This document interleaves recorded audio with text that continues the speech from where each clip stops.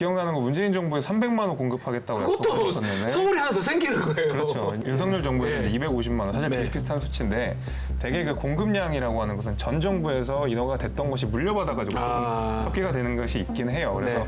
사실 이제 문재인 정부에서 막판에 좀 공급하려는 시도들이 많이 있어가지고 그런 부분들을 상당 부분 윤석열 정부에서 받아내면 어느 정도 좀 공급 확보가 되는 네. 문제가 있을 것 같은 생각이 드는데 기본적으로 우리가 기존의 역사들을 쭉 보게 되면 공급을 하겠다라고 해서 실제로 완료되는 기간 한 5, 6년 정도가 됩니다. 그렇죠. 냉정하게. 그렇죠. 그러면 사실 이제 윤석열 정부 마지막 임기쯤에 돼가지고 공급들이 충분히 이제 공급들이 일어날 수 있는 시기적으로 사실 그렇거든요. 근데 게다가 한 가지 사실 조금 염려가 되는 부분은 뭐냐면 오히려 조금 더 걸릴 수 있다. 이게 우리 정부긴 하지만은 네.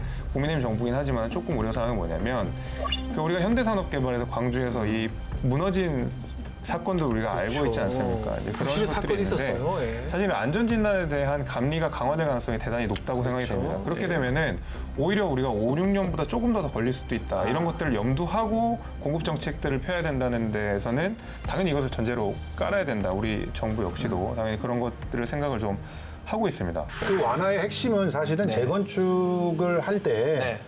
충분히 더 쓸 수 있을 만큼의 안전도를 갖고 있는 건물도 부셔라 이런 얘기를 그렇죠. 먼저 해주는 예. 거거든요.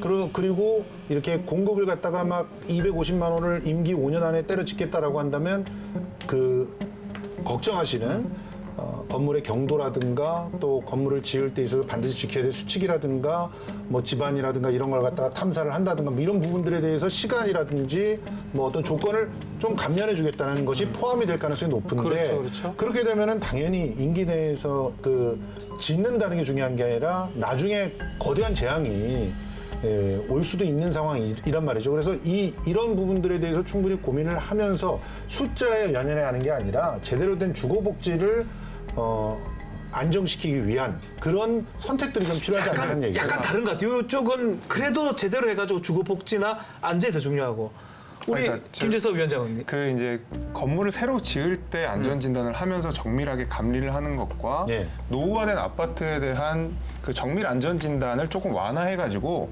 쉽게 재개발을 해줄 수 있게 하는 것은 조금 다른 문제인 것 같아요. 완전히. 완전히 이제 예. 오히려 반대이기 때문에 저는 그래서 이런 방식은 사실 괜찮다고 보는데 재건축이 된 아파트 신축 단지에 대해서 당연히 우리가 안전진단을 강화해야 되는 건 맞습니다. 근데 오래된 아파트에 대해서는 오히려 완화를 해서 부시고 새로 질 수 있게 하는 거, 이건 좀 다른 문제라고 다르다고 생각이 되고 보고? 예. 장기적으로 5년 뒤에는 이 정도의 공급이 일어날 것이라는 안정이 있으면 사실 장기적으로 우리 부동산 값을 안정시킬 수가 있다고 되거든요. 왜냐하면 문재인 정부 마지막에 집값이 엄청나게 폭등한 데는 제 나이 또래에 있는 젊은 세대들이 패닉바잉을 한 게 좀 있었어요. 그렇죠. 예. 그러니까 이게 집값이 내가 마지막 지금 살 때가 제일 싸다. 예, 항상 그런 생각하고. 이런 불안감이 있으니까 너도 나도 막 뛰어들으니까 같이 집값이 계속 올라가는 오를 것이다, 거거든요. 오를 것이다, 공급 부족할 것이다 생각하니까 계속 사들이고 집값 올라가는 건데 우리 김재섭 위원장 말은 저는 충분히 공감이 되거든요.